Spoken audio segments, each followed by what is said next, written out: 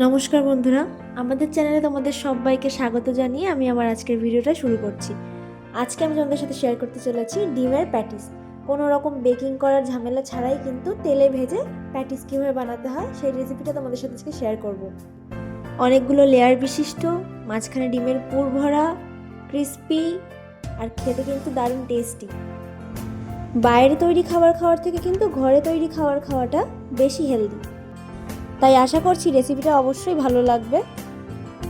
ভীষণই ইজি একটা recipe. Patties খাওয়ার ইচ্ছে হলে কিন্তু ঘরে এইভাবে বানিয়ে খেয়ে দেখতেই পারো।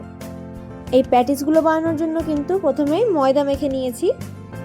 এখানে 1.5 কাপ পরিমাণ ময়দা, 1/4 চা চামচ কালো জিরে আর 3 টেবিল চামচ পরিমাণ কিন্তু সাদা তেল দিয়ে ভালো করে মিশিয়ে একসাথে মেখে নিয়েছি। মেখে নেওয়া ময়দাটা এক সাইডে রেস্টে রেখে দিচ্ছি। অন্যদিকে পুর রেডি করার জন্য কিন্তু 2টো ডিম নিয়ে নিয়েছি। পরিমাণ মতন লবণ দিয়ে দিচ্ছি। এবার ডিমটাকে খুব ভালো করে ফেটিয়ে নিচ্ছি। ডিমটা খুব ভালো করে ফেটিয়ে নেওয়ার পর কিন্তু গ্যাসে একটা কড়াই বসিয়ে নিয়েছি আর সেটা ভালো করে গরম করে নিয়ে তাতে দিয়ে দিচ্ছি 2 টেবিল চামচ পরিমাণ সরষের তেল। এবার তেলটাও খুব ভালো করে গরম হয়ে গেলে এবারে দিয়ে দিচ্ছি পেঁয়াজ কুচি আর লঙ্কা কুচি। এখানে কিন্তু আমি 4টে বড় সাইজের পেঁয়াজ কুচিয়ে নিয়েছিলাম আর 4টে লঙ্কা কুচিয়ে দিয়ে দিয়েছি। তোমরা চাইলে পেঁয়াজ আর লঙ্কার পরিমাণটা বাড়ালে বাড়াতে পারো, তাতে কোনো সমস্যা নেই। এবার পেঁয়াজ আর লঙ্কাটা একটু লাল লাল করে ভাজা হয়ে গেলে এবার এতে দিয়ে দিচ্ছি 1 চা চামচ পরিমাণ আদা রসুন বাটা।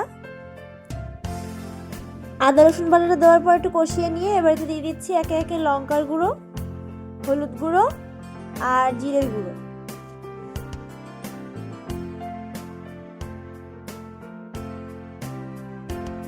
আর এবার দিয়ে দিচ্ছি স্বাদ মতো লবণ।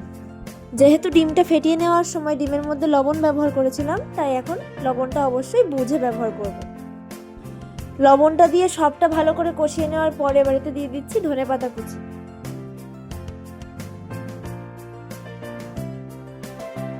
কিছুক্ষণ ভালো মতো নেড়েচেড়ে নেওয়ার পর এবারেতে ফেটিয়ে নেওয়া ডিমটা দিয়ে দিচ্ছি। ডিমটা দেওয়ার পর কিন্তু অনবরত নাড়তে থাকতে হবে, নেড়ে নেড়ে কিন্তু ডিমটা ভেঙে একদম ঝুরো ঝুরো করে নিতে হবে।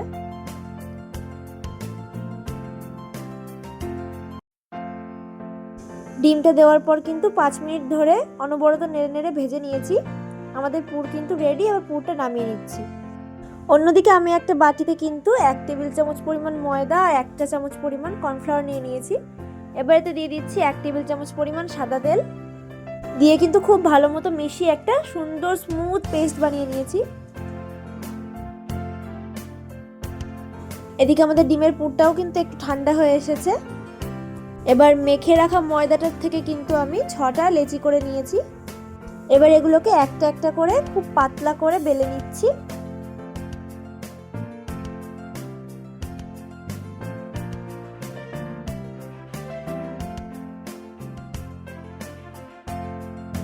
এখানে কিন্তু আমাদের একটা রুটি বেলা হয়ে গেছে।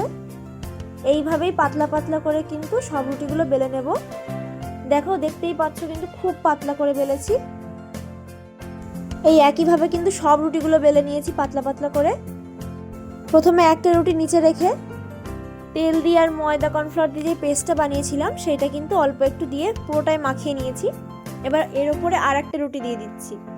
এই একইভাবে কিন্তু সব রুটিগুলো দিয়ে দেব আর দেওয়ার আগে কিন্তু একটু করে তেলের পেস্ট লাগিয়ে নেব। এই একইভাবে কিন্তু সব রুটিগুলো একটার পর একটা চাপিয়ে দিয়েছি তেল লাগিয়ে। এবার এই সবগুলোকে একসাথে ধরে কিন্তু গুটিয়ে নিতে হবে রোল রোল করে।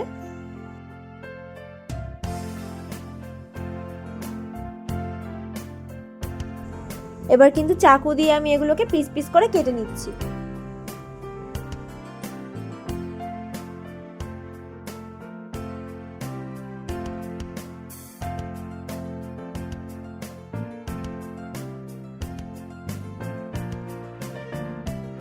এখানে কিন্তু আমি ছোট ছোট পিস করে কেটে নিয়েছি। এবার একটা করে বেলবো। খুব বেশি চেপে বেললে হবে না, আলতো হাতে বেলছি কিন্তু।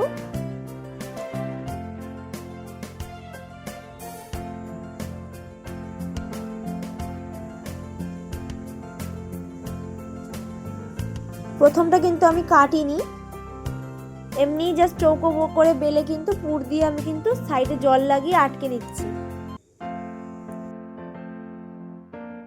অবশ্যই কিন্তু চারধারে ভালো করে আঙুল দিয়ে জল লাগিয়ে নেবে। তারপর চেপে চেপে আঙুলের মাধ্যমে কিন্তু আটকে দিতে হবে। এই একইভাবে কিন্তু আমি আরও একটা রেডি করে নিচ্ছি। এটাকে আরেকটু বেশি বড় করে বেলছি, বেলে চারধারটা চৌকো করে কেটে নিচ্ছি। চৌকো করে কেটে নিলে কিন্তু দেখতেও সুন্দর হয়।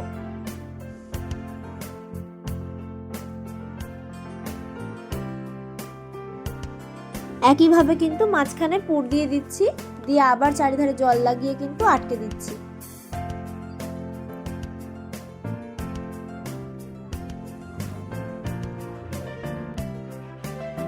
এই একইভাবে কিন্তু আমি আরো কটা রেডি করে নিয়েছি।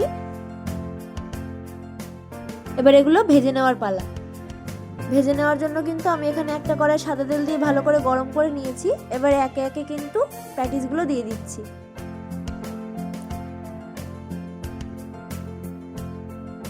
এবার উল্টে পাল্টে কিন্তু দুদিকেই লালচে করে ভেজে নিয়ে তুলে নিলেই কিন্তু রেডি হয়ে যাবে আমাদের প্যাটিস। দেখলে তো কতটাই সহজ এই রেসিপিটা, খেতে কিন্তু খুবই দারুণ লাগবে।